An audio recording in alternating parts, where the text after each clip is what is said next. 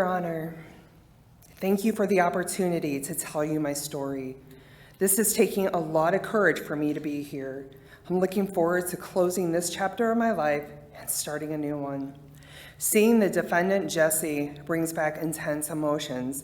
I hope Jesse takes this to heart and actually hears how his actions affected me.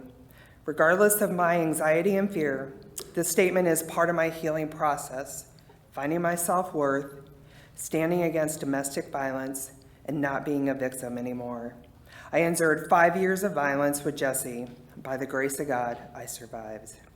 I met Jesse in Austin, Minnesota in 2012. It was a difficult time in my life. I had just divorced my husband of 17 years. We became friends quickly. We had so many great times when we were just friends. He was loving and supportive. He would do anything for me. That meant the world to me, and I fell in love with him. But once we decided to have an exclusive relationship, Jesse's treatment toward me quickly changed from love and support to jealousy, mistrust, and physical, mental, and emotional abuse. This baffled me. I thought he would return to the person I fell in love with, but that didn't happen. He began to accuse me of cheating and isolated me from family and friends. The following incident is the first time Jesse was violent, the first time I feared for my life, and the first time I lost a job due to domestic violence. It was the day before Valentine's Day 2013. I was a manager at Caribou Coffee. I was at a dinner with coworkers, and Jesse had one of his friends over and a 19-year-old girl. After dinner, I arrived home, and the fun night I had with coworkers quickly changed to a terrifying situation.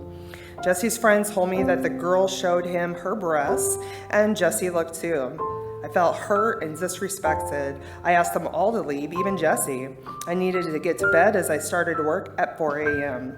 30 minutes later, I heard the front door being kicked in. Jesse threw open our bedroom door, pinned me on the bed, and punched me repeatedly in the head and face because he didn't think he acted inappropriately that night, and how dare I ask him to leave.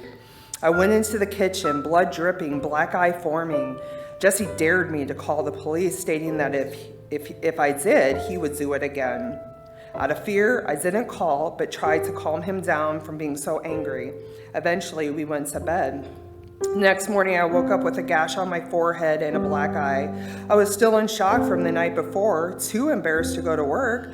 I lied to everyone, said I slipped on some ice. I never reported this incident. I hoped that seeing my eye every day, he would never do it again. This was the first of many times I lied to my family, friends, and coworkers about my abuse. Over the years, I fled from Jesse many times due to fear, intimidation, and violence. I always had to leave fast with just some clothes and my dog and drive to my dad's in Wisconsin or my mom's in Nebraska for safety. Anything that I left behind was caught up, thrown away, or destroyed. I had to call to work and tell them I was assaulted, again, and not coming back. I left numerous jobs due to domestic violence, and as if that wasn't enough, he would also send my parents, my siblings, children, and friends texts and pictures to try to defame my character and have them side with him. If they disowned me, then I would have nowhere to go except back to Jesse. Obviously, his tactics made him look worse in my family's eyes, and at one point my ex-husband sought a harassment order against Jesse so he would stop contacting my two boys. My boys are my pride and joy and don't deserve to receive such vulgar, graphic texts. My whole family feared for me. My parents told me they feared getting a phone call from the police saying they found me dead in a ditch. My family had no idea how many times Jesse has come at me with scissors, knives, slammed my arm and hand in doors, slapped me in the face, abandoned me far from home with no money or a phone to call for help. I've had to rely on strangers to help me to get home. These are only a few examples of the abuse.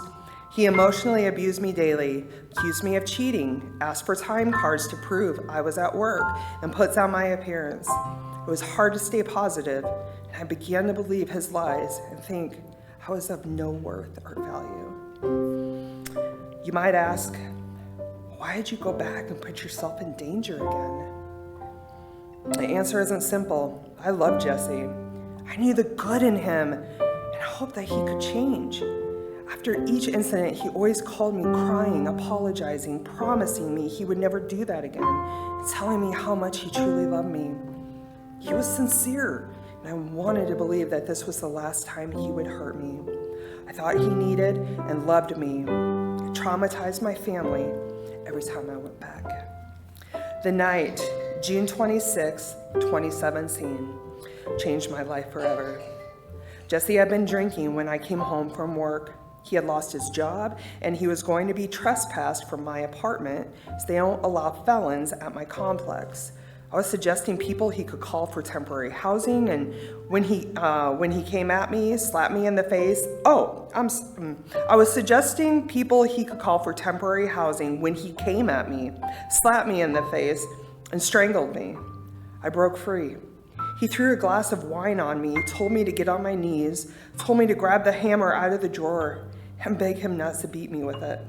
I was terrified. All I could think of is, I won't see my boys ever again.